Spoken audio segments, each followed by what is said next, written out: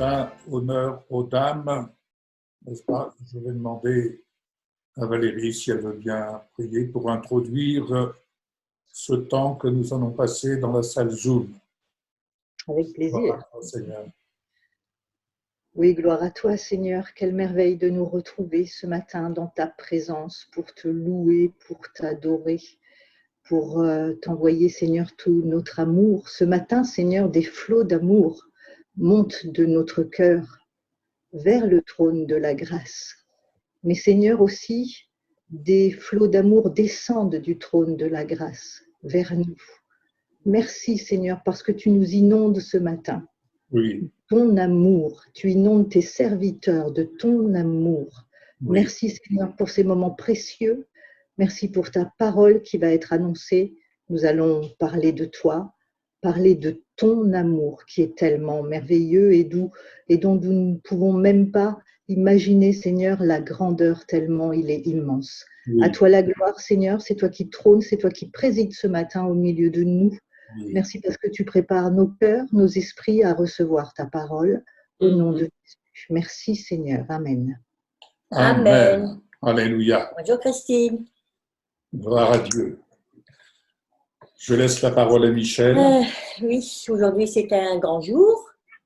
C'est le jour du départ de Sandrine, qui est partie vers son Seigneur, qui elle est dans la paix aujourd'hui, bien sûr. Et je voulais vous partager quelque chose que j'ai lu qui m'a fait énormément de bien depuis le début. Et des cœurs brisés, il y en a pas mal autour de nous. Alors, j'avais ce passage dans le psaume 147, verset 3, il guérit ceux qui ont le cœur brisé, il pense leurs blessures. Ça ne se fait pas en un jour, mais il est là. Jésus est là pour le faire. L'Éternel est près de ceux qui l'invoquent. Donc, qu'est-ce qu'on a fait? On a invoqué notre Seigneur, comme je pense beaucoup d'entre nous ont invoqué le Seigneur pour venir guérir cette blessure, cette douleur. Et je voudrais vous lire dans le livre de Gwen Shaw, ce passage qui dit « Rien ne peut attirer davantage au trône de grâce qu'un cœur brisé. De tous les problèmes et de toutes les formes d'adversité qui s'abattent sur l'homme, les blessures du cœur s'avèrent être les expériences les plus douloureuses qu'il puisse connaître. Aucun médecin, aucun savant ne peut faire le diagnostic d'un cœur brisé. Dans notre monde marqué par le progrès technique et le modernisme scientifique, aucun médecin, avec tout son matériel sophistiqué, n'a pu jusqu'à présent voir un cœur brisé. Aucun médicament ne peut le guérir. La musique ne peut pas le guérir, le cœur brisé. Pas plus que la poésie. Les biens ou les richesses, les voyages ou le sport, le travail ou le repos, les loisirs ou les distractions, pas même un ami proche ne peut le guérir. Rien ni personne, aucun endroit au monde ne peut apporter cette guérison. Bien sûr que si nous avons des amis autour de nous, ça fait du bien d'avoir leur soutien dans la prière, d'avoir leur soutien dans chaque jour, chaque fois qu'ils nous appellent, ça fait du bien. Rien ni aucun endroit au monde ne peut apporter cette guérison. En dehors de moi, dit Jésus. J'ai guéri et je guéris encore des milliers et des millions de cœurs brisés. J'ai guéri le cœur brisé d'Ève, celui d'Abraham, de Jacob, de Rebecca, d'Anne, de David, de Samuel, de Ruth, de Naomi, d'Esther et de bien d'autres. Laisse-moi guérir encore une fois le tien. Ne pense pas que tu dois vivre avec un cœur brisé. Mon esprit est présent en toi pour te guérir. Il comblera les failles et les trous de ton être en les remplaçant de sa propre vie. Il guérira toujours à nouveau tes blessures jusqu'à faire disparaître toute cicatrice. Je panserai toutes tes blessures. Je bande les plaies avec les bandages de mon amour et de ma guérison. L'amour, c'est le mouchoir qui essuie les larmes de ceux qui sont tristes. L'amour, ça c'est Spurgeon ce que je viens de vous dire. L'amour seul a le pouvoir de guérir l'amour parfait. Ne laisse pas Satan te dire que c'est ton devoir d'avoir un cœur brisé et d'être continuellement dans le deuil. Je t'ai appelé à être un témoin de ma puissance libératrice et consolatrice. Aujourd'hui, nous pouvons consoler les autres. On m'a haï, on m'a rejeté, trahi, renié, injurié, persécuté, battu, calomnié et crucifié. Je suis mort le cœur brisé. S'il t'était donné de me voir aujourd'hui face à face et de t'entretenir avec moi comme le feraient deux amis, tu verrais que je n'ai plus le cœur brisé. Je suis heureux. C'est Jésus qui parle, bien sûr. Hein. Certes, voir le péché continuer à m'attrister, mais je ne suis plus l'homme de douleur. Je domine toutes choses. Bientôt, j'effacerai tout mal de la face de la terre. Je vois la victoire finale. Je ne suis ni désespéré, ni découragé, ni accablé. Je vois la délivrance qui approche et elle sera glorieuse, au-delà de ce que tu peux imaginer. Les jours passent vite, les générations s'écoulent. Je m'apprête à descendre pour guérir ce vieux monde blessé, déchiré, en sang, et à le transformer en un monde nouveau, rempli de joie, d'amour et de bonté. Mais avant d'accomplir cette grande œuvre de guérison et de restauration dans le monde, je l'amène à bien dans la vie personnelle de mes enfants, dans la tienne en particulier. Amen. Amen. Ce que je voulais vous partager ce matin. Gloire à toi, Seigneur. Alléluia. Donc Dieu est un Dieu qui guérit. Amen. Qui guérit les blessures, qui guérit les peines, il guérit les cœurs, il est là pour ça. C'est son amour qui guérit. Donc on n'a pas lieu de se laisser atteindre. Il y a des jours, ça va bien, il y a des jours, ça va moins bien. Hier, ça n'allait pas. Aujourd'hui, je suis là, ça va. Donc, parce qu'on pense quand même à l'être cher et automatiquement, bien, c'est un manque, on peut le dire. C'est la première année, ça fait 1 an aujourd'hui. Mais le Seigneur, il est notre force et il nous conduit à aider les autres, à les soutenir, à les combler à travers sa parole. Et puis voilà. Soyez bénis. Amen. Amen. Alléluia. Voilà. Laissez la parole à Valérie, puis ensuite on écoutera Maud. Honneur aux dames ce matin. Alors, j'ai la parole pour un petit moment ou pour Pour la vie. J'y vais. Vas-y, ma petite sœur. Alors, je vais commencer moi aussi parce que c'est vrai que pour nous tous, cette journée du 20 décembre est vraiment particulière. Et en pensant à Sandrine, moi je pense au psaume 118, le verset 17. Ah, 118, elle l'aimait bien ce psaume. Un verset que Sandrine a beaucoup proclamé durant sa traversée. Ouais. Je ne mourrai pas, je vivrai et je raconterai les œuvres de l'Éternel. Ah. En relisant ce verset qui m'a évidemment ramené à Sandrine, j'ai réalisé que, sans le savoir, elle était positionnée dans les lieux célestes et elle prophétisait. Amen. Et elle semait des semences de vie dans tous ceux qui étaient à son contact. Alors bien sûr, elle n'est plus là physiquement sur cette terre avec nous. Et nous savons évidemment qu'elle est dans la gloire de Dieu, qu'elle est bien vivante, qu'elle danse dans la présence de son Seigneur. Et je pense que là où elle est, ce n'est pas elle qui raconte les œuvres de l'Éternel, mais c'est l'Éternel qui lui fait voir tous les fruits qu'elle a portés. Mais sur cette terre, elle continue à raconter les œuvres de l'Éternel. Nous sommes le témoignage vivant des œuvres de l'Éternel au travers de Sandrine. Ce groupe Zoom, chacun individuellement impacté, tous ceux qu'elle a touchés, par son témoignage. Pour certains, la semence a germé, pour d'autres, elle est tout juste en train de germer. Et pour d'autres, bien la semence est peut-être encore telle qu'elle, mais elle germera en son temps. Et au travers de toutes ces semences, tous ces fruits, Sandrine raconte toujours les œuvres de l'Éternel sur cette terre. Et c'est ce qu'elle proclamait. Et je pense aussi à Jean-Louis, tellement de fruits portés par son ministère, lui aussi raconte encore les œuvres de l'Éternel. Alors pourquoi je vous dis ça? Parce qu'aujourd'hui, évidemment, 20 décembre, notre cœur est ému.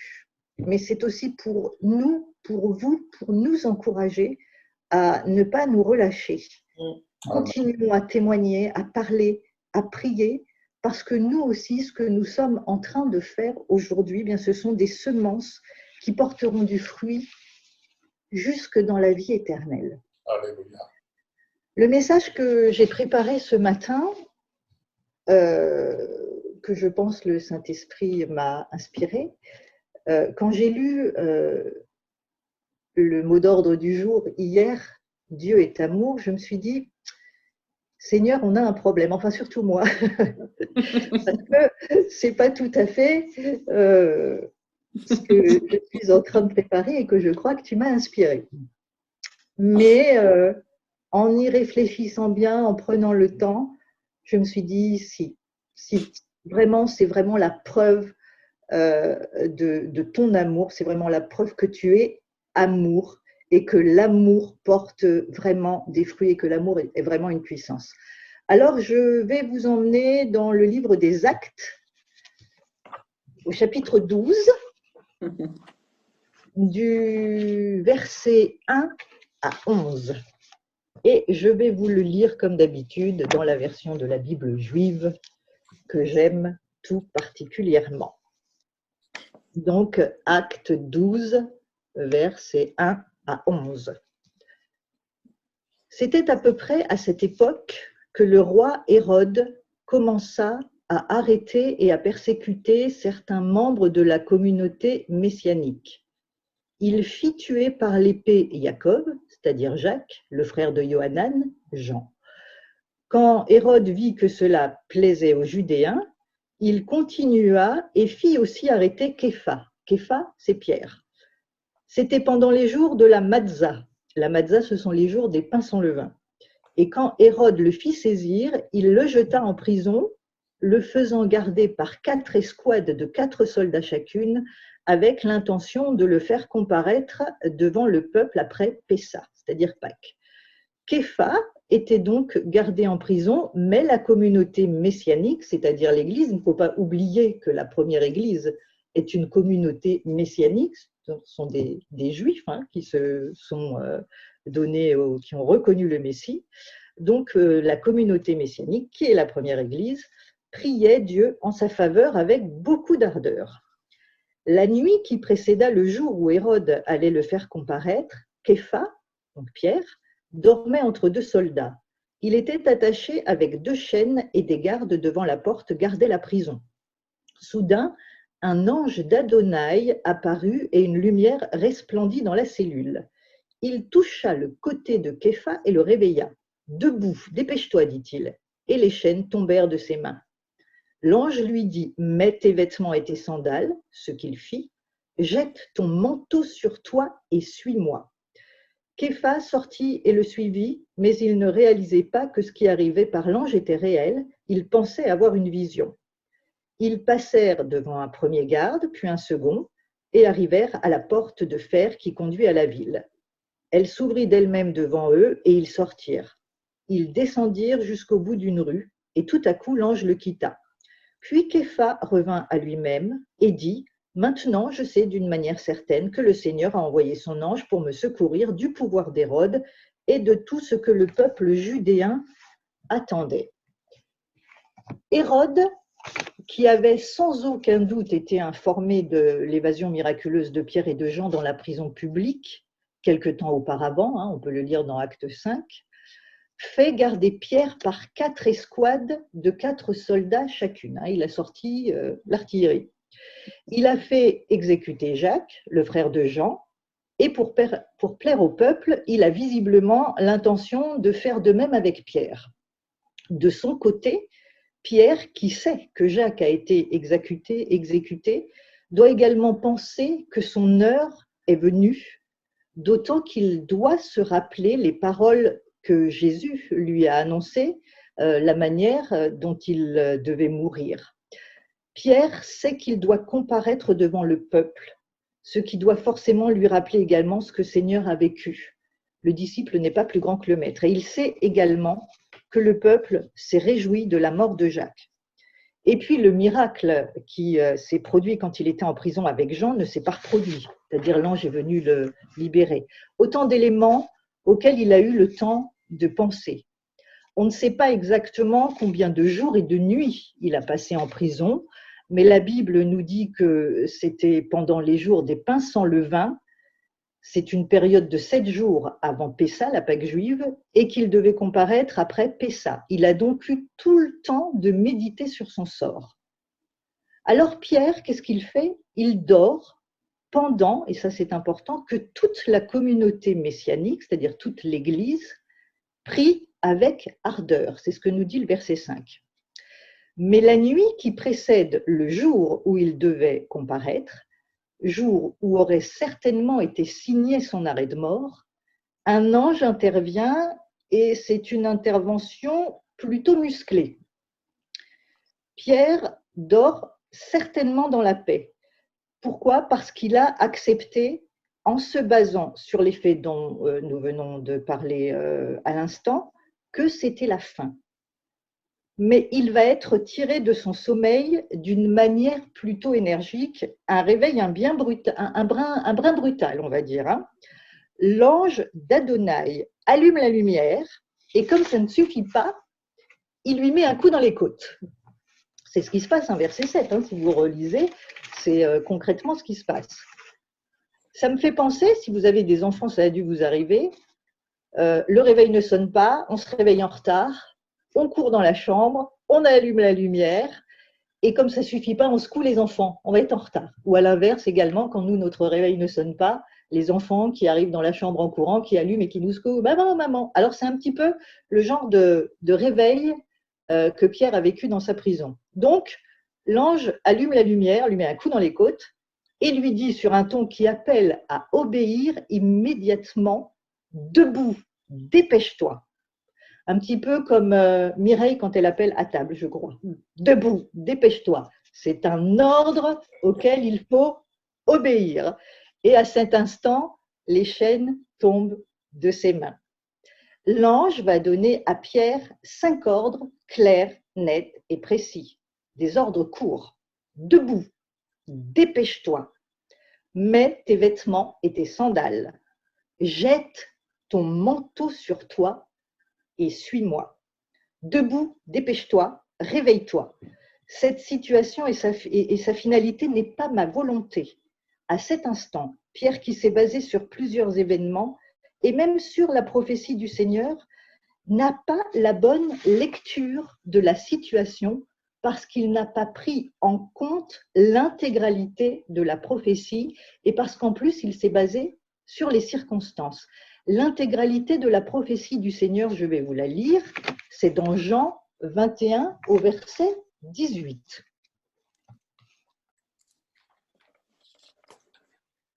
En vérité, je te le dis, quand tu étais plus jeune, tu te saignais toi-même et tu allais où tu voulais, mais quand tu seras vieux, tu étendras tes mains et un autre te ceindra et te mènera où tu ne voudras pas.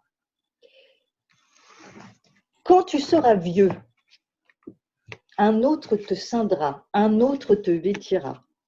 Je pense que c'est la partie que Pierre a omis de prendre en compte dans la parole du Seigneur. Et en plus, il se basait sur tous les faits qui s'étaient passés. Jacques exécuté, son Seigneur qui avait comparu juste avant de mourir, et il avait pleinement accepté que c'était la fin. Par amour pour le Seigneur, il aimait tellement son Seigneur, il s'est dit c'est la fin et il l'accepte. Alors l'ange lui dit, mets tes vêtements et tes sandales. Une autre version dit, mets ta ceinture et tes sandales. Et cela doit peut-être vous rappeler l'ordre qu'Adonai, l'Éternel, a donné aux Hébreux la nuit qui a précédé la sortie d'Égypte. Voici comment vous le mangerez, en parlant de l'agneau, avec votre ceinture attachée, les chaussures aux pieds et la verge à la main, et vous le mangerez avec hâte. Quand c'est le moment, c'est le moment. Et c'est ce que l'ange dit à Pierre. Debout, dépêche-toi, mets ta ceinture et tes sandales, je te libère. Pour tenir ferme, c'est ce que nous dit Éphésiens 6, tenez donc ferme, ayez autour de la taille la vérité pour ceinture, revêtez-vous de la justice comme cuirasse et portez à vos pieds la bonne volonté que donne la bonne nouvelle du shalom. Et une fois que Pierre a mis sa ceinture, la vérité, Jésus, et ses sandales, la bonne nouvelle de l'évangile, l'ange lui dit, et alors là, ça m'a interpellée, alors c'est dans la version de la Bible juive, jette ton manteau sur toi. Jette ton manteau sur toi. Comme Élie, comme Élisée, jette ton manteau sur toi. Ce manteau, c'est celui d'Élisée. C'est celui du Saint-Esprit qui revêt une grande puissance. En lisant tout ça, je me dis que Pierre, parce qu'il dormait, avait posé tous ses précieux vêtements. Est-ce que ça ne risque pas de nous arriver si nous nous endormons? Pierre s'est endormi par amour. Et Pierre était quand même d'un niveau, c'était Pierre. Eh bien, Pierre, par amour, avait accepté que c'était certainement le moment pour lui de rejoindre son Seigneur. Et il dormait. Il avait posé ses précieux vêtements. L'ange l'a réveillé et lui a ordonné de s'habiller. Ce n'est pas l'ange qui l'habille, c'est lui qui doit mettre ses vêtements, ses sandales et son manteau. Et vous noterez qu'il les a tous à portée de main. Il était préparé. Les vêtements, ils sont posés, mais il les a. Et vient le dernier ordre, suis-moi. Suis-moi.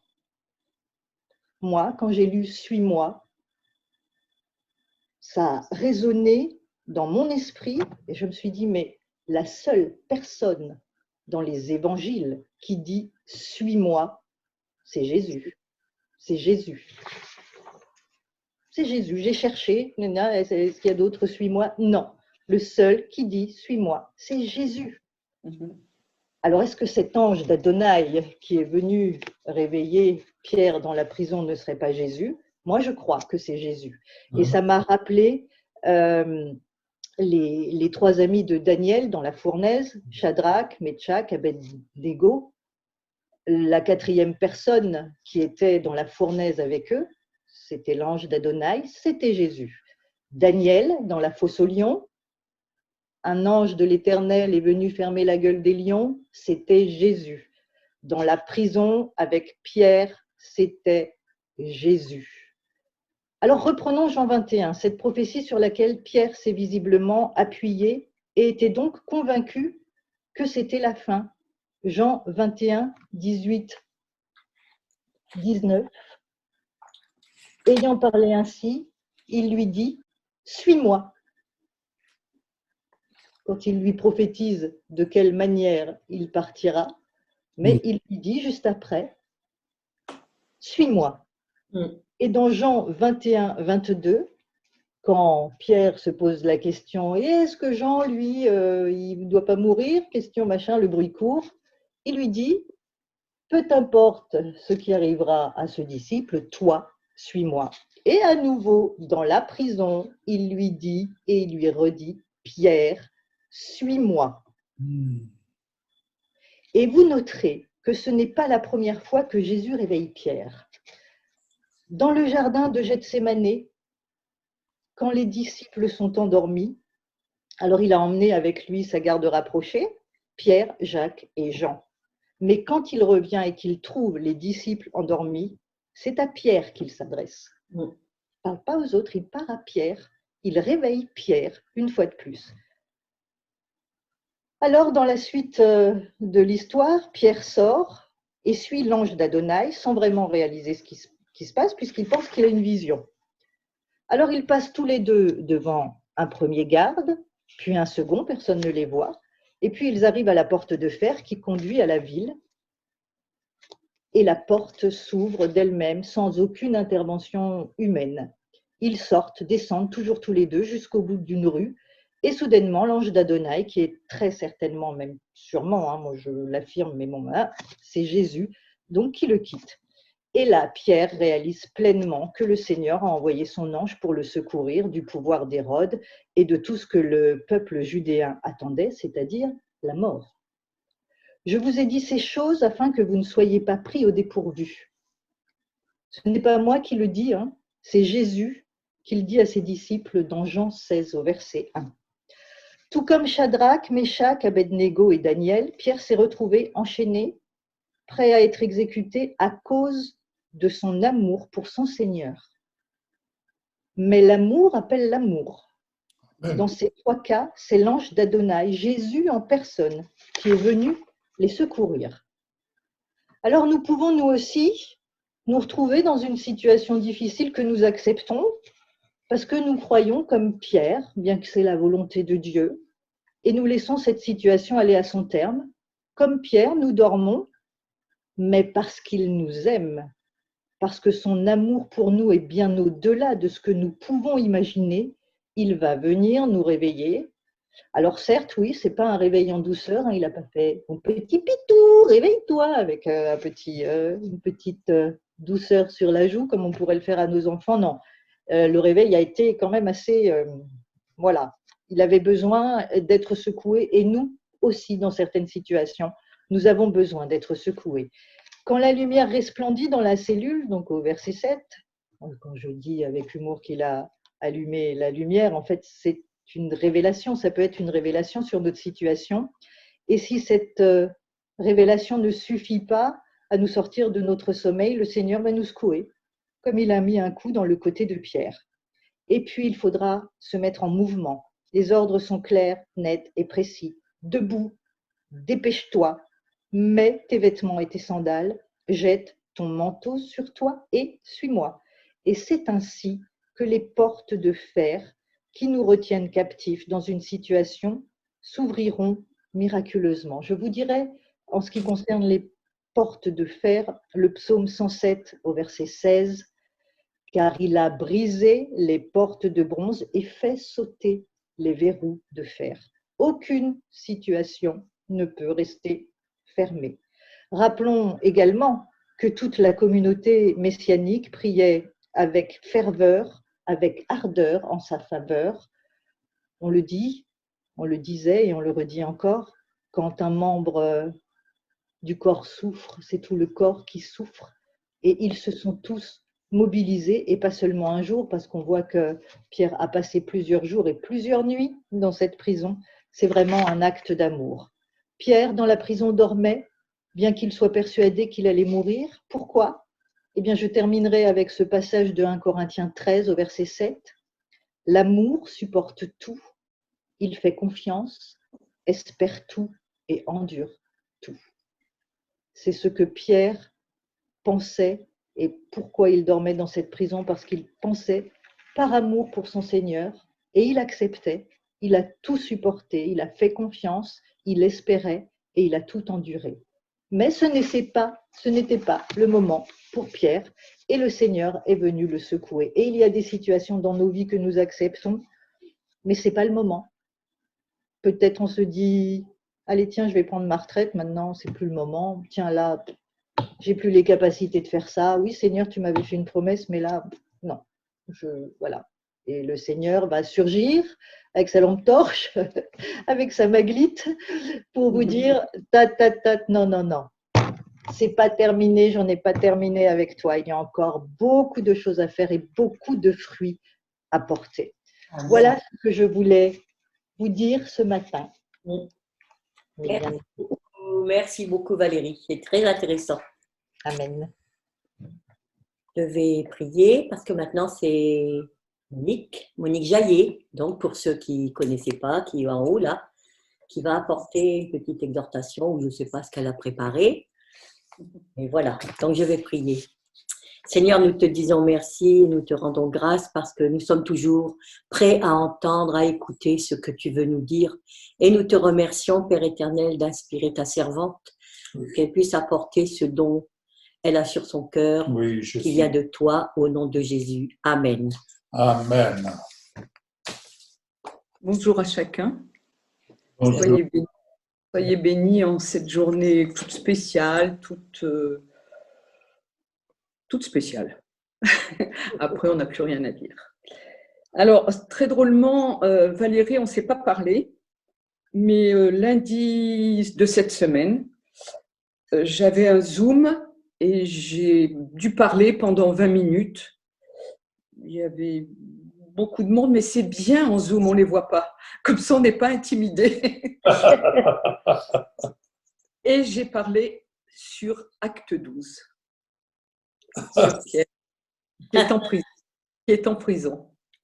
Et c'est drôle, je l'ai écouté ce matin avec beaucoup de bonheur, j'ai appris des choses, j'ai écouté avec bonheur et je pourrais le refaire, mieux encore, mieux que ce que j'ai fait, pas que ce qu'elle a fait.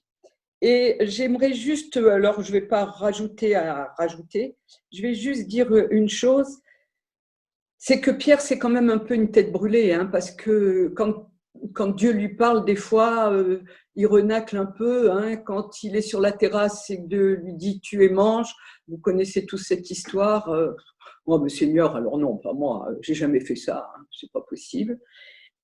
Et là, Pierre, il est endormi et il croit qu'il rêve. Mais notez bien quand même au verset 5, quand Dieu lui dit de mettre sa ceinture et ses sandales, c'est pour la marche. Donc Dieu nous aide pour notre marche.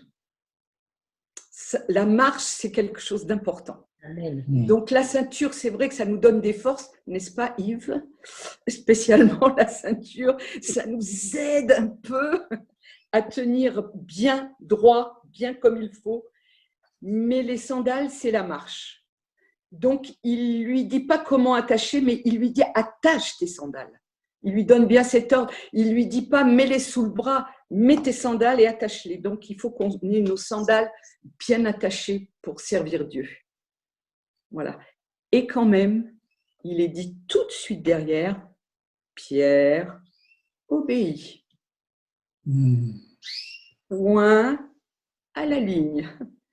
Il faut savoir que quand Dieu nous parle, à un moment, même si on croit qu'on rêve, même si c'est plus difficile, même si c'est dans des périodes où vraiment on a l'impression qu'on est dans un tunnel, ou qu'on ne voit pas tout clairement, c'est pas important qu'on voit tout clairement, c'est d'obéir. Amen. Et Pierre, finalement, obéit. Il croit qu'il rêve, hein? Il croit qu'il rêve parce que là, il nous dit, il y a la lumière, il est réveillé. Mais encore, quand il sort, si vous voulez regarder, quand il sort, là, il réalise qu'il ne rêve pas. Ouais.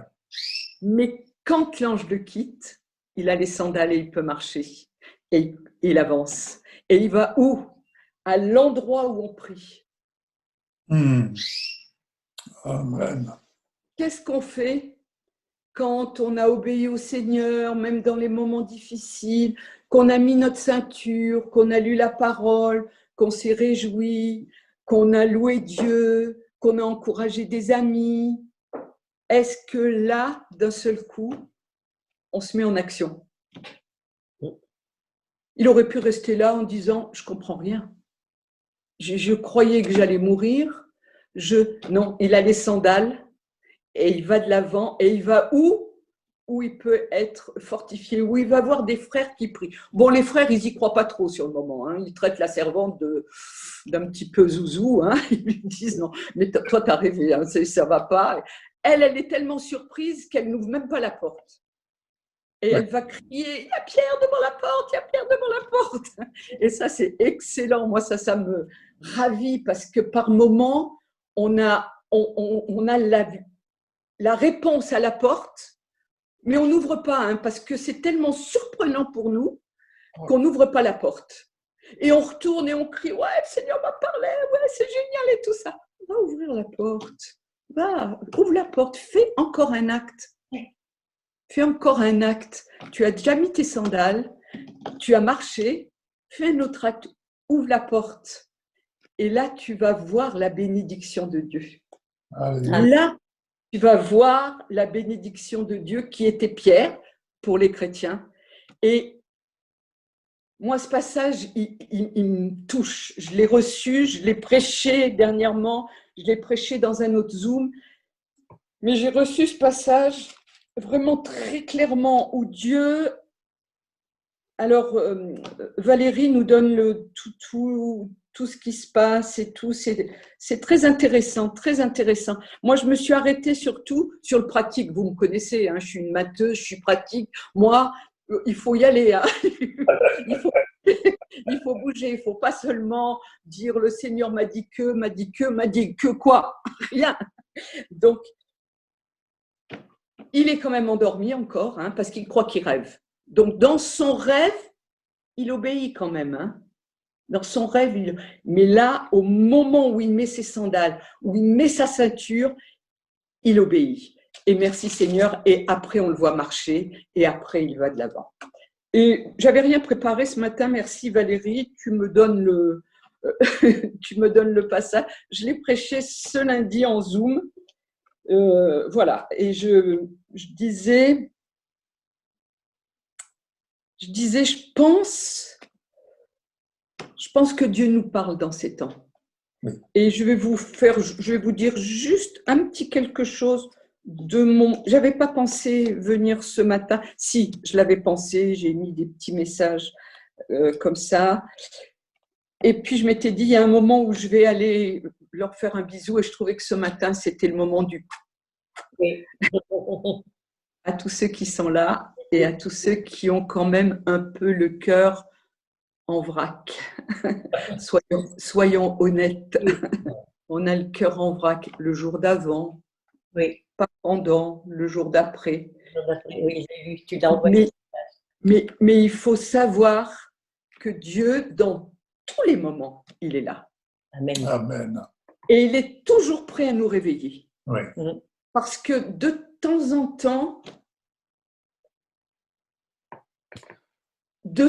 temps, la douleur nous fait dire où tu es Seigneur. C'est sûr que c'est bien toi qui as…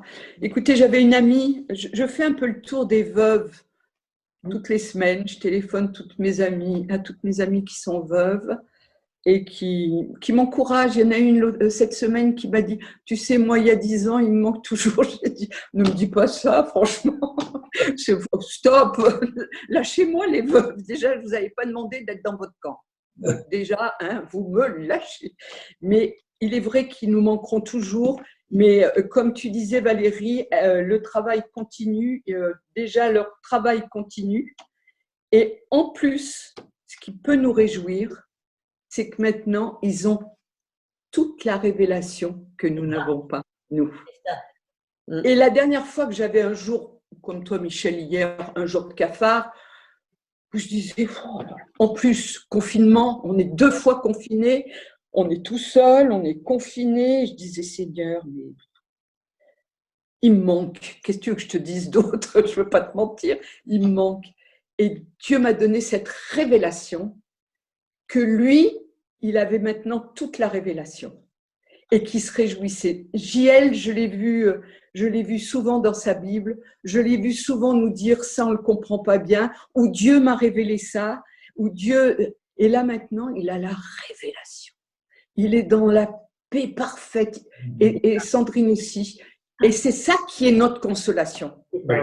C'est qu'eux ont toute la révélation et nous, on ne l'a pas toute. Alors ce matin, ma petite réflexion, et après je m'arrête, ça c'était parce que demain j'ai un autre Zoom et je dois dire 2-3 trucs et parce que je ne sais pas vous, mais dans ces temps, on écoute tout et n'importe quoi. Tout et n'importe quoi. Des infos, des désinfos, des pour ceci, des pour cela. Et je vais vous ramener dans 2 Timothée. Vous prenez le temps de regarder. Dans 2 Timothée, alors 2 Timothée 2, chapitre 2, 2 Timothée 2.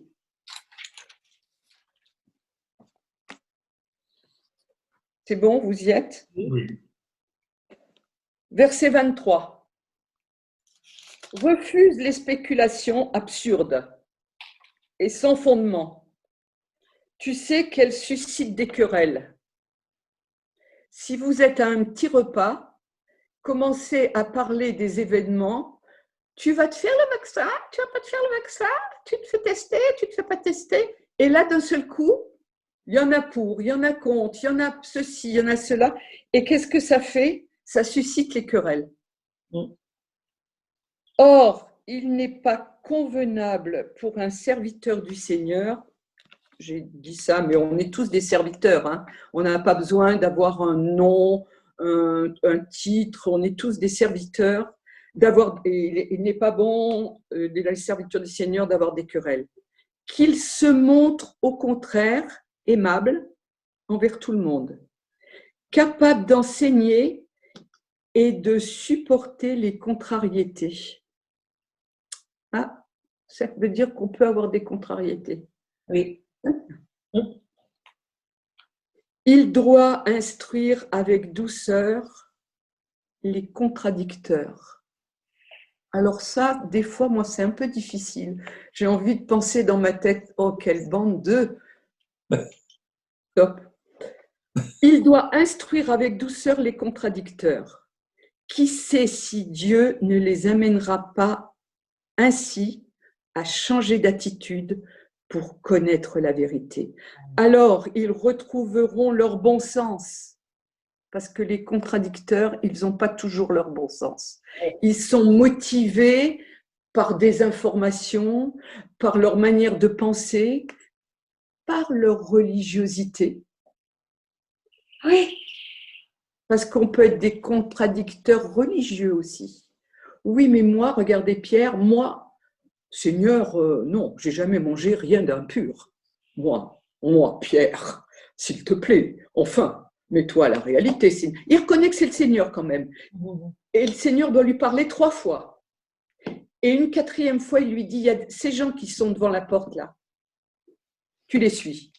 Il ne lui donne pas plus d'explications de ce qui va se passer. Donc, il faut que de temps en temps, on ait des petits ordres comme ça qui nous ramènent à la réalité. Bon, alors, les contradicteurs, ok, tu as envie de les traiter de contradicteurs. Oh, elle est bonne celle-là, de contradicteurs. Donc, ça c'est ta pensée première. Ça c'est ta pensée première. Et Dieu dit, tu dois les instruire avec douceur. Donc, ça veut dire, je ne connaissais pas votre thème de ce matin, ça veut dire dans l'amour. Parce que quand on a de la douceur, on est dans l'amour. Oui. Quand on est dans la contradiction, on est contradicteur. Et dans contradicteur, il y a traducteur. Il y a quelque chose avant.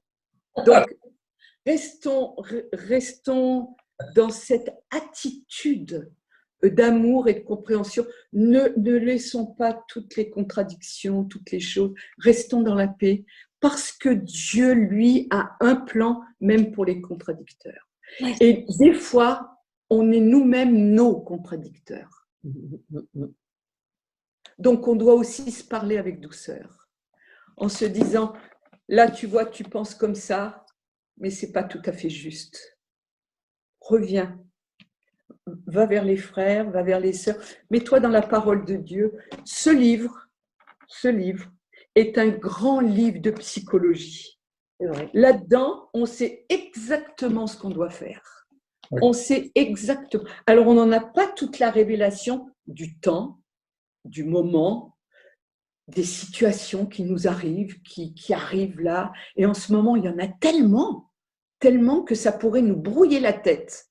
Que ça pourrait nous dire, mais Seigneur, t'es où? Alors on écoute les uns, c'est la fin du monde, c'est ceci, c'est cela. Stop, c'est pas notre rôle. Notre rôle, c'est de revenir à la parole de Dieu, revenir à l'essentiel, revenir à ce Dieu qui est le Dieu tout-puissant et qui est avec nous, et même dans nos contradictions personnelles. Soyons indulgents et parlons-nous avec douceur. Dites, bon là, tu étais un petit peu contradicteur, contradictrice, mais reviens, je vais te parler avec douceur. Viens, c'est moi qui suis là, c'est moi qui suis avec toi. Dans ce moment-là, je suis avec toi et il est avec nous chaque jour, il nous l'a promis. On peut croire que lui, parce que quand il nous promet, il le fait. Il le fait. Alors vous allez dire oui, mais il y a des fois je reçois pas ce que j'attendais. j'ai pas la réponse. On n'a pas toutes les réponses. On le saura quand on sera En haut. envolé. Quand on sera envolé, on a le temps. C'est Giel qui disait ça à son ami, qui lui disait, je vais parler de toi au Seigneur pour que, en disant que tu n'avais pas une bonne santé, il lui dit, oh stop, je veux y aller, mais je ne suis pas pressée. Et puis, il s'est envolé comme ça rapidement, les autres moins rapidement. En ce moment, on a des sujets de prière où les gens souffrent. Donc, ne rentrons pas dans la contradiction de tout ce qui vient dans notre cœur et de nos pensées. Et la paix de Dieu, c'est mon dernier mot, qui surpasse toute intelligence, gardera nos cœurs. Vous allez être d'accord avec moi que Dieu garde toujours nos cœurs. Parce que quand on a reçu sa parole, on sent bien qu'au fond de nous, il y a la paix. Au très fond de nous, il y a la paix. Parce que Dieu est à l'intérieur de nous, parce que Dieu est dans notre cœur. Mais il rajoute, et nos pensées. Nos pensées, elles vont tellement vite. Oui. Elles vont tellement, un jour, elles passent comme ça, et elles butent sur un truc. Elles butent sur le pourquoi, elles butent sur le comment, elles butent.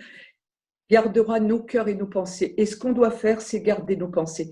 JL disait, tes pensées, quand elles arrivent, tu ne peux pas les arrêter. Vous êtes conscient de ça? Que nos pensées, il suffit, à un moment, on est en train de faire quelque chose, on est en train de dans la joie, et schlang, on a une pensée qui nous arrive. Et des fois, elles ne sont pas toutes bonnes. Laisse-les passer. Il disait ça à sa fille, Stéphanie, et l'autre jour, elle avait des pensées un peu, allez, disons-le, un peu négatives, et elle s'est rappelée de son papa qui lui disait, laisse-les passer. Laisse-les passer, ces pensées, parce que Dieu va garder vos cœurs et vos pensées en lui. Amen, amen, amen. Que cette semaine, il garde nos cœurs et nos pensées. Alléluia. Cette semaine, dans sa parole qui est la seule vérité, et dans ses promesses qui sont oui et amen. Alléluia. Amen. Amen. Soyez bénis. Seigneur, merci beaucoup, Mona. Gloire à Dieu. Gloire à Dieu. Eh bien, je vais poursuivre sur le thème et je vais, comme on dit, enchaîner sur... On n'enchaîne personne parce que déjà on vient de sortir de la prison, donc Yves, on enchaîne. On vient d'avoir les chaînes qui sont tombées, donc enfin, non. Hein. Au moment où je disais ça, J'ai pensé.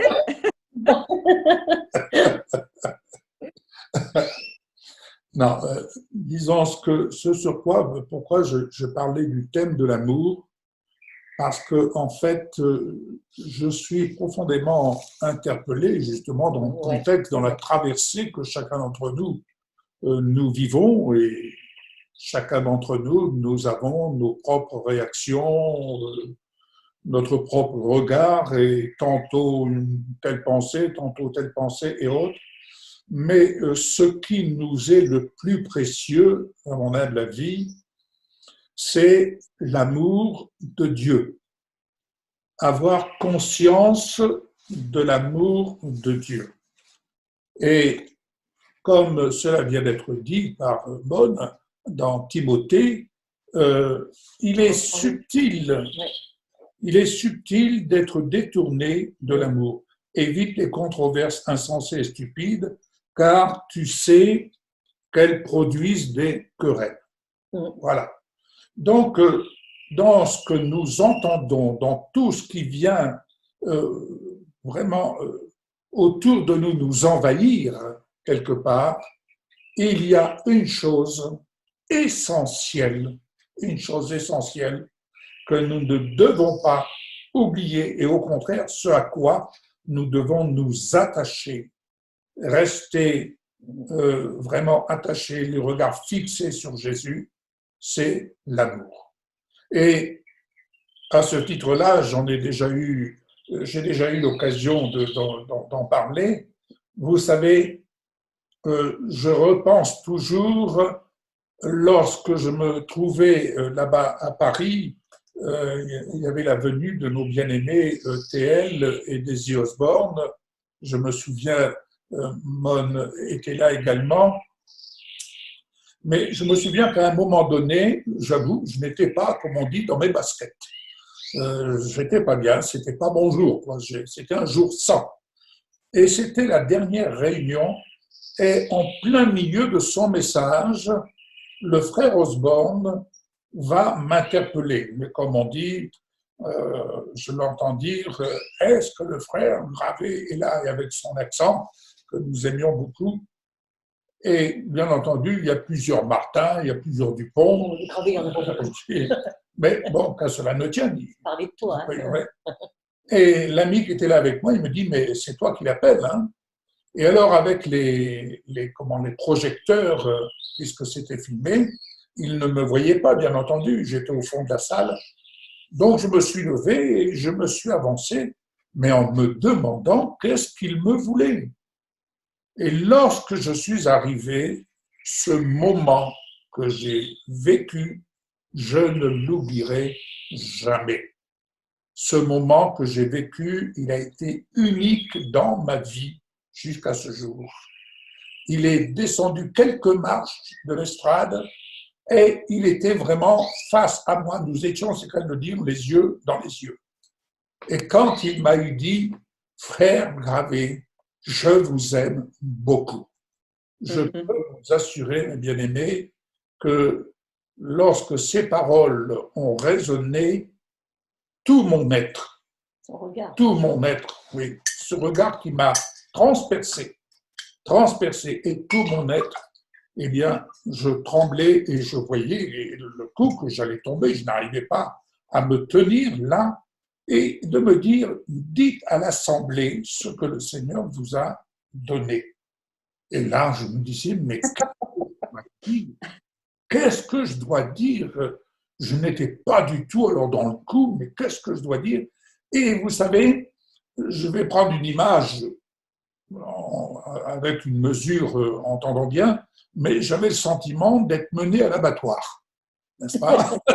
Parce que je n'ai pas compris, je me suis approché du pupitre et je regardais le frère Osborne et je voulais lui poser la question, qu'est-ce que vous voulez que je dise? Et je vous assure, ce que j'ai vécu à ce moment-là, il y avait des regards qui étaient là, devant moi, et je me souviens, Mon, tu pleurais. Mais il y avait d'autres regards. Moi, je suis une chouineuse professionnelle. Il y avait d'autres regards qui étaient là, mais ce n'était pas un regard d'amour. Il y avait, je pouvais percevoir, je le traduis comme ça, j'enlève ce qu'il y avait avant, je traduis, il y avait des balles de revolver. Si on se serait cru, enfin, c'était un rêve peut-être, mais il y avait une réalité qui était là devant mes yeux. Et alors, je faisais en sorte de balayer le regard des uns et des autres, et je me suis souvenu d'un seul coup, révélation qui ressurgit, que 6 mois auparavant, j'avais eu un songe. Et ce songe, c'était tout simplement, je voyais nos bien-aimés, TL et Daisy, qui arrivaient à Paris, et ils étaient les seuls à descendre de l'avion, et Jésus, au pied de la passerelle, qui les accueillait et qui leur disait « Ma justice s'accomplit pour vous ». Alors, ce n'était pas du tout dans notre style ni notre éducation que nous avions reçu, si je puis dire, dans notre formation avec nos bien-aimés Mon et Jean-Louis. Ce n'était pas notre habitude d'envoyer un message à tel frère, à tel serviteur de Dieu, voilà, j'ai eu ceci. Mais là, j'avoue que j'ai été poussé à envoyer un message au frère Osborne, je crois que c'est un télégramme, je ne sais plus comment j'ai opéré. Et lui, en retour, lorsqu'il est venu, chose qu'il faisait avec les différents partenaires, compagnons d'œuvre, puisque nous avions fait partie du bureau à un moment donné, il nous envoie « Je désire vous voir », ce qui fait que je suis monté à Paris.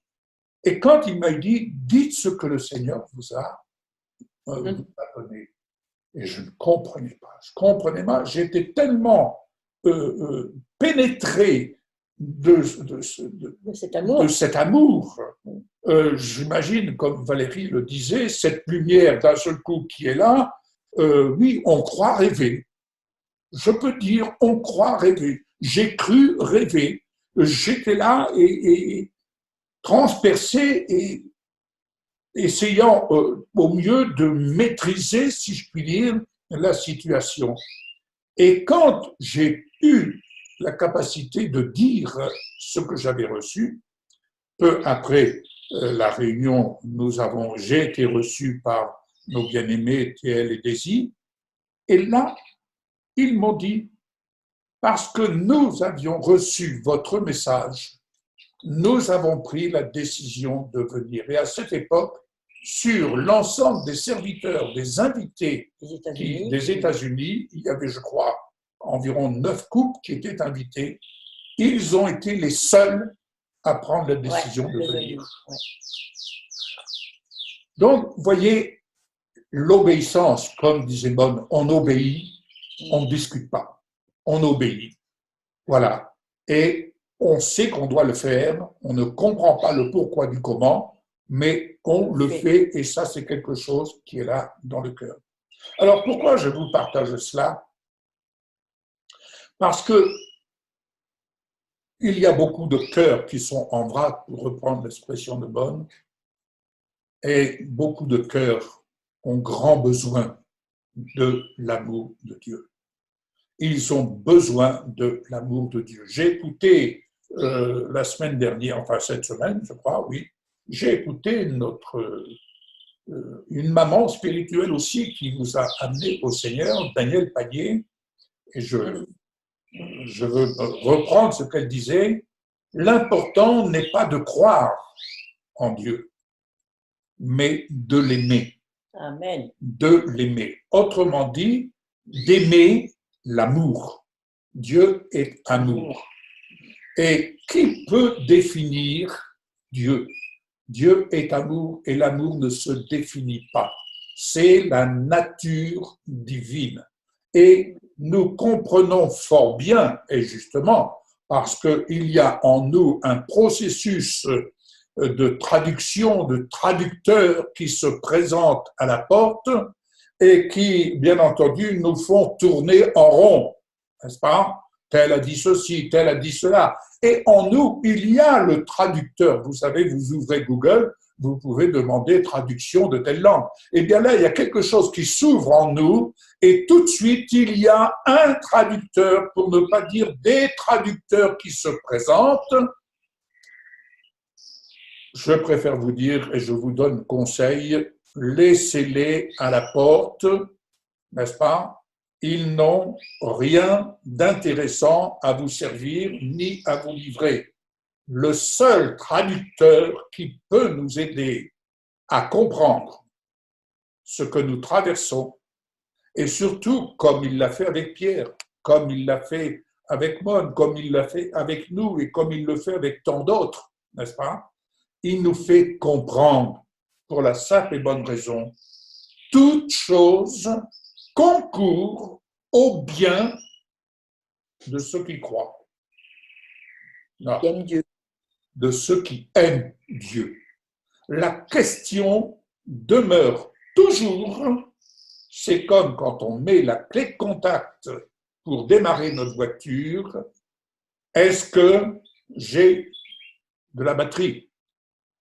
Est-ce que j'ai du carburant? Est-ce que j'ai ce qu'il faut dans ma voiture pour pouvoir me déplacer, pour pouvoir rouler? Eh bien, est-ce que j'ai l'amour? Est-ce que je suis dans l'amour? Alors, Christ en nous, l'espérance de la gloire. Alors, bien entendu, oui, Jésus vit en moi, mais entre Jésus qui vit en moi, l'amour nous amène à mettre en pratique. L'amour fonctionne avec l'obéissance. Et dans cette notion d'obéissance, eh bien, vous savez, il est tellement agréable de se soumettre à l'amour. Obéir, c'est se soumettre à l'amour. Vous savez, j'ai eu une grâce dans ma vie, j'ai eu une grâce dans ma vie, et Dieu sait si j'ai eu des exaucements. Combien de fois ai-je prié au regard de ce que des femmes de bien entouraient Jésus, et souvent j'ai dit, Seigneur, merci pour ces femmes de bien, Entoure-moi. et merci de m'entourer de femmes de bien. Mais j'avoue que cette prière, elle est montée, elle s'est révélée à mon cœur parce que, à la mission, il y avait bien un frère qui était là, tel que Jean-Pierre, mais il y avait beaucoup de femmes, n'est-ce pas? Et j'étais aux ordres de ces femmes. Heureusement, Ironé. elles avaient de l'amour. Heureusement qu'elles avaient de l'amour. Voilà. Il y en a certaines, bon, plus que d'autres, ou je dirais certaines moins que d'autres, n'est-ce pas? Mais j'étais tellement... On citera personne. Il faisait faire les vitres. J'étais tellement généreux, je suis la bonté même, n'est-ce pas? C'est vrai. Et un jour, pour aider une de ces femmes que je voyais pour nettoyer les carreaux, et elle peinait pour nettoyer les carreaux, et je voyais les grimaces sur les carreaux, et je rêvais du laveur de carreaux, je le voyais faire, n'est-ce pas, ce geste vraiment, un geste céleste, un geste céleste, un geste dansant avec sa raclette. J'ai dit, mais ma petite sœur, montre-moi, je vais te montrer. Et je me suis mis à laver les vitres du bureau. Mais ce jour-là, je n'ai pas réalisé que j'allais me lier. Mais non, elle t'a dit, continue, oui. Continue, tu sais le faire. J'ai réalisé que j'allais me lier pour une au carreau. de carreau. Lié à une raquette. À ne pas confondre avec une raclette. Non. Bien. Mais tout ça pour vous dire que ce qui nous aide, bien-aimés, quand nous goûtons à l'amour de Dieu, quand nous sommes attachés à l'amour de Dieu, vous savez, c'est ce qui fait la différence dans tous les messages. Dans tous les messages. Nous venons d'avoir un cher ami qui est parti vers le Seigneur. C'était un amour. Un amour. Ouais. Vous l'écoutiez, même quelquefois sans l'entendre, vous étiez là à ses côtés. Il avait l'empreinte de l'amour de Dieu. Sa présence qui était là, elle parlait d'elle-même. Elle parlait d'elle-même. Et ça, vous voyez, vous pouvez entendre beaucoup de traducteurs. Mais l'amour ne se traduit pas, si je puis dire. L'amour est amour. Je suis amour. On est amour ou on ne l'est pas. Et être amour, nous allons prendre 1 Corinthiens 13, que vous connaissez, n'est-ce pas? Mais je lis ici. Juste avant que vous lisiez, Yves, tout à l'heure, vous avez pris l'image de la voiture. Oui. Et je pense que l'amour, c'est le carburant. On peut avoir une bonne batterie, on peut avoir une belle voiture, on peut avoir des bons pneus, on a fait toute la révision, oui. Mais si on n'a pas ce carburant-là, oui. On n'avance pas. On n'avance pas. C'est l'essence même c'est l'essence même du ciel. C'est l'essence. C'est l'essentiel. Voilà. Alors, 1 Corinthiens 13, nous pouvons lire. Si je parle les langues des hommes et même celles des anges, et que je n'ai pas l'amour, je suis un cuivre qui résonne ou une cymbale qui retentit. Si j'ai le don de prophétie, la compréhension de tous les mystères et toute la connaissance, si j'ai même toute la foi jusqu'à transporter des montagnes, mais que je n'ai pas l'amour, je ne suis rien. Et si je distribue tous mes biens aux pauvres, si même je livre mon corps aux flammes, mais que je n'ai pas l'amour, cela ne me sert à rien. L'amour est patient, il est plein de bonté, l'amour n'est pas envieux, l'amour ne se vante pas, il ne s'enfle pas d'orgueil, il ne fait rien de malhonnête, il ne cherche pas son intérêt, il ne s'irrite pas, il ne soupçonne pas le mal, il ne se réjouit pas de l'injustice, mais il se réjouit de la vérité. Il pardonne tout, il croit tout, il espère tout, il supporte tout, l'amour ne meurt jamais. Les prophéties disparaîtront, les langues cesseront, la connaissance disparaîtra. En effet, nous connaissons partiellement et nous prophétisons partiellement. Mais quand ce qui est parfait sera venu, ce qui est partiel disparaîtra. Alléluia. Lorsque j'étais enfant, je parlais comme un enfant, je pensais comme un enfant, je raisonnais comme un enfant. Lorsque je suis devenu un homme, j'ai mis fin à ce qui était de l'enfant. Aujourd'hui, nous voyons au moyen d'un miroir, de manière peu claire. Mais alors, nous verrons face à face. Aujourd'hui, je connais partiellement. Mais alors, je connaîtrai complètement tout comme j'ai été connu. C'est ce que nos bien-aimés qui nous ont quittés pour retrouver la demeure du Père sont en train de vivre. Ils connaissent complètement comme ils ont été connus. Alléluia. Maintenant, donc, ces trois choses restent la foi, l'espérance, l'amour. Mais la plus grande des trois, c'est l'amour. Alléluia. Amen. Amen. La plus grande des choses, la plus grande des trois, c'est l'amour. Et ô combien, dans notre cœur, si nous sommes attentifs à la nature divine qui est là, qui se réveille en nous, cette nature divine qui se réveille en nous, puisque dans cette traversée, ne l'oublions pas, dans cette traversée, il y a quelque chose qui se réveille en nous. Il y a un appel divin qui se réveille en nous. Et cet appel divin, c'est l'appel de l'amour. C'est l'appel de l'amour. Allons-nous obéir à cet appel? On peut s'attarder et s'entretenir sur toute cette situation que nous traversons, quelle qu'elle soit, pour aboutir à quoi? Vous voyez, si on veut se garder de bien des blessures, et si on veut garder notre âme, et surtout la paix, n'est-ce pas?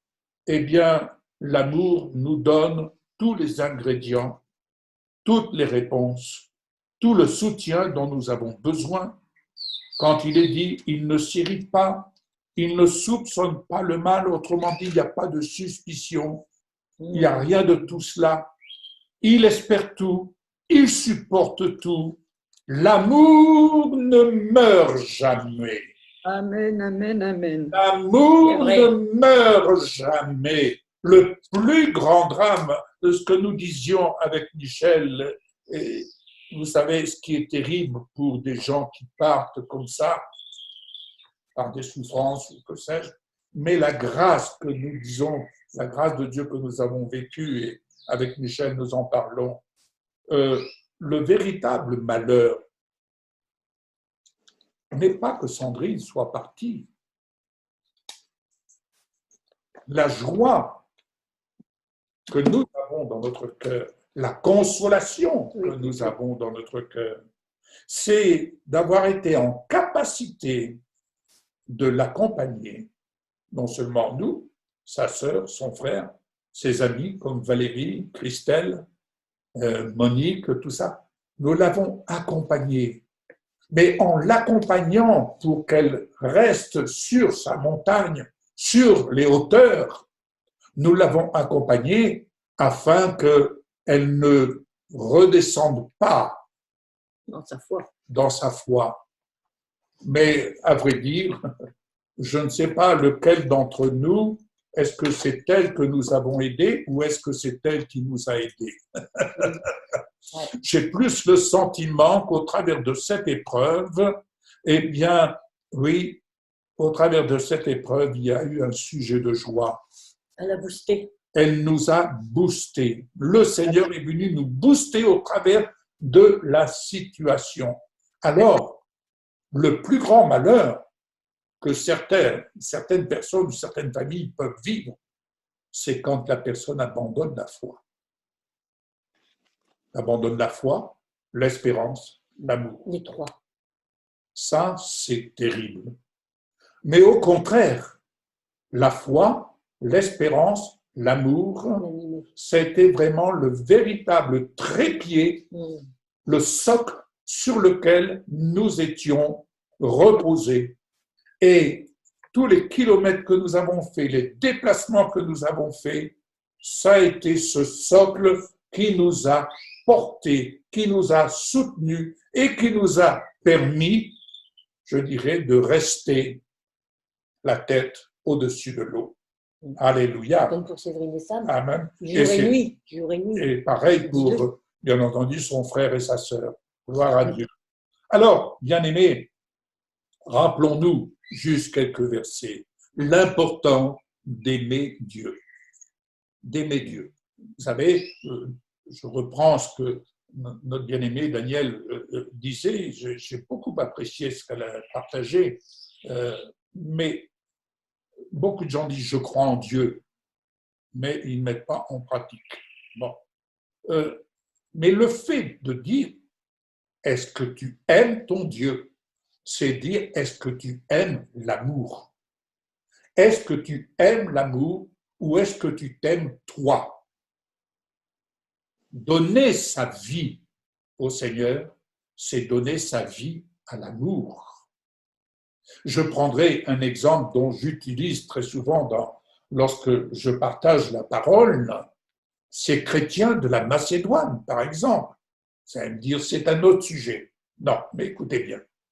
Les chrétiens de la Macédoine, dans une pauvreté profonde, dans l'affliction, dans les persécutions, ils étaient dans des troubles. Ils avaient toutes les raisons sur un plan humain de pleurer sur eux-mêmes, de la désolation qu'ils vivaient.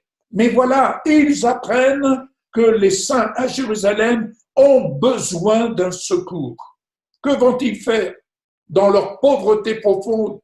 Il est dit, ils demandent à l'apôtre Paul, avec insistance, d'avoir part au secours destiné aux saints à Jérusalem. Mais que vont-ils faire?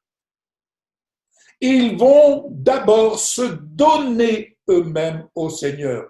Traduisons, si vous voulez bien, ils se sont donnés eux-mêmes à l'amour de Dieu, car seul l'amour de Dieu pouvait les rendre capables de faire au-delà de ce qu'ils pensaient, au-delà de ce qu'ils imaginaient. Car n'avaient-ils pas, eux aussi, toutes sortes de pensées qui défilaient comme un diaporama? Mais tu ne peux pas, vous allez manquer, vous allez mourir de faim, que sais-je? Toutes sortes de pensées venant contrecarrer l'amour. Mais n'oublions pas, l'amour ne meurt pas. Et dans ce que nous traversons, bien-aimés, une chose est certaine, l'amour ne meurt pas. Réveille l'amour qui est en toi, parce que tu en as reçu le dépôt. Réveille l'amour de Dieu. Et en réveillant l'amour de Dieu, tu vas réveiller la générosité, tu vas réveiller la bonté, tu vas réveiller la gloire, tu vas réveiller l'honneur et tu vas même réveiller l'immortalité. L'amour ne meurt jamais. Amen. Alléluia. Amen. Alléluia. Alors, Dieu qui est amour ne demande pas de croire en lui, il nous demande de l'aimer, d'aimer l'amour et de respecter ses ordres, de respecter ses prescriptions, ses règles. Et cela à l'exemple de Jésus, qui est le reflet. Il est le reflet du Père, c'est-à-dire il est le reflet de l'amour même. Et quelle démonstration! Quelle démonstration! Alors, bien-aimés, à ceux qui par la persévérance à bien faire, on persévère. Il ne s'agit pas de persévérer dans notre mauvaise façon de faire. Il s'agit de persévérer à bien faire. Si c'est écrit à ceux qui par la persévérance à bien faire, donc il y a une mauvaise façon de faire. On peut persévérer dans des luttes qui ne mènent à rien. On peut persévérer dans des combats que l'on dit c'est le combat de la foi, des combats qui ne mènent à rien. Ce sont des combats qui ne mènent qu'à satisfaire un bien-être. Mais voyez-vous, le véritable combat, Jésus l'a mené pour nous. Et notre combat à nous, c'est tout simplement d'être imprégné de l'amour de la nature divine. Ce que j'ai besoin dans ma vie, chaque jour, c'est l'amour. Je n'ai besoin que de cela. Yes. Je n'ai besoin que de cela. Tous les discours, tout ce que je peux entendre, Jésus revient bientôt, telle date il revient, et un tel a dit ceci. Mais si vous saviez, excusez mon expression, mais je m'en fous. Mais je m'en fous. Mais par contre, ce que j'ai besoin, c'est de rencontrer l'amour. Alors, comme disait mon bien-aimé Papy Joe, quand on va sur un trottoir et qu'on croise des personnes et qu'on ne rencontre pas l'amour, on change de trottoir. On va sur le trottoir d'en face pour y rencontrer l'amour.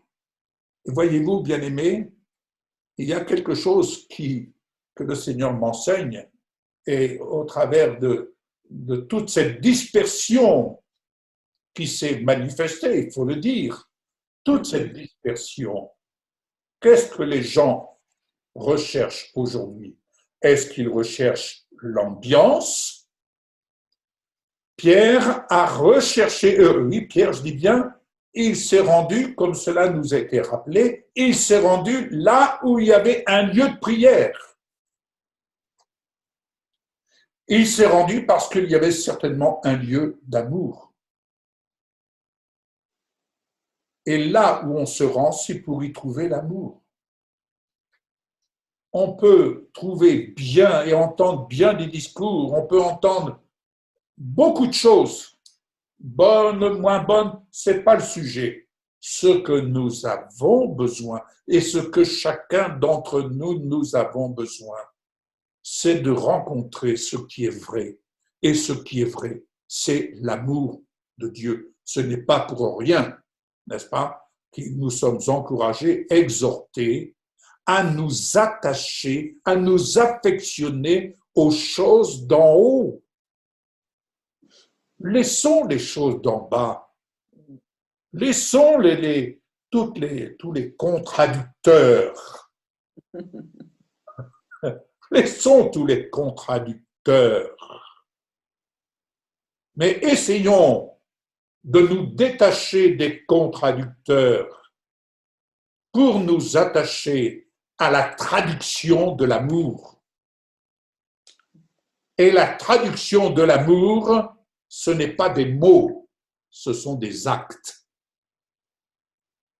La traduction de l'amour, ce ne sont pas des mots, ce sont des actes. Vous savez pourquoi j'en suis là aujourd'hui? C'est aussi simple que cela. Il y a deux façons de regarder une situation que vous pouvez traverser. Je traverse une situation physique qui est douloureuse. J'avoue, c'est douloureux. Je n'ai jamais, ça fait plus de 35 ans que ça ne m'était pas arrivé, mais le fait d'être obligé de marcher avec des cannes, malgré ce qu'on peut prendre pour essayer de se soulager, mais de là, une question toute simple a surgi. Elle a surgi. Elle a surgi et vous savez, il y a des paroles, les dernières paroles de mon bien-aimé Papy John, mon ami Jean-Louis, quand il m'a dit « Yves, nous avons besoin de revenir au fondement de la parole ». Mais c'est quoi le fondement de la parole? C'est l'amour. Et l'amour de Dieu. L'amour de Dieu qui se manifeste dans le corps de Christ. Dans le corps de Christ. Nous sommes membres du corps de Christ. Le corps de Christ qui est ressuscité, glorifié, ce corps de Christ, il est rendu vivant par l'amour. L'amour est une puissance. L'amour n'est pas une faiblesse. Non. L'amour est une puissance, mes bien-aimés. C'est Dieu. Alléluia, puisque c'est Dieu lui-même. C'est la parole. Plus l'amour. Et Dieu est amour et il donne à ses membres, aux membres de son corps, d'exercer, de mettre en pratique l'amour. Il ne dit pas faites des discours sur l'amour, mais de mettre en pratique l'amour. Eh bien, vous savez ce que j'ai recherché à ce moment-là, dans mon esprit? J'ai recherché, je dis, où sont les dons de guérison? Où sont les dons des miracles? Où sont les dons de prodiges? Ah, j'aurais aimé que le Seigneur puisse envoyer un de ses membres qui tout simplement, comme Jésus lui-même l'a eu fait, touchant la main de la belle-mère de Pierre et la fièvre est partie, par exemple. Et vous pouvez prendre autant d'exemples. Alors, ma foi, j'essaie de m'en sortir, mais je fais de cette situation un tremplin pour parler ce que l'amour veut que je parle. Et en disant cela, c'est tout simplement pour dire, bien-aimés, réveillons l'amour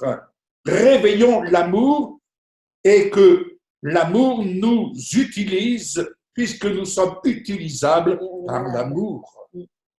Et comme nous sommes utilisables par l'amour, ne nous laissons pas entraîner par les contradicteurs de la parole. Mais mettons en pratique. Vous savez, ce qui a dérangé les religieux, et ce qui dérange encore la religiosité, c'est lorsque l'amour ne parle pas, l'amour agit. L'amour ne parle pas, l'amour agit. L'amour ne se vante point, l'amour agit. Parce que l'amour est inspiré de Dieu.